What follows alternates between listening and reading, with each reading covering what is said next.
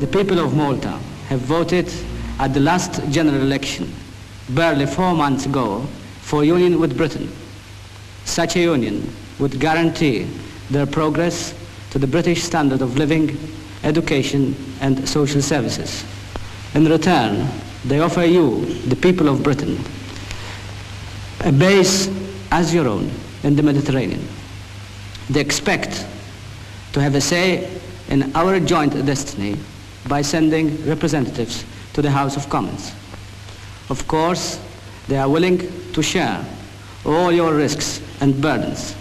That we are capable of doing so has been shown clearly during the last 2 wars. Is-sija tal-prova waslet.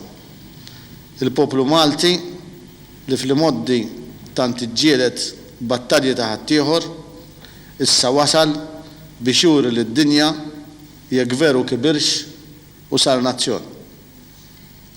Biex ikun irrispettat minn popli oħra, irid juri li hu lest biex il-battalji għad-drittijiet tiegħu jiġġielidhom b'aktar qilla, b'sagrifiċċji akbar u brieda aktar soda milli fl-modi kien iġġieled il-gwerer ta' ħaddieħor.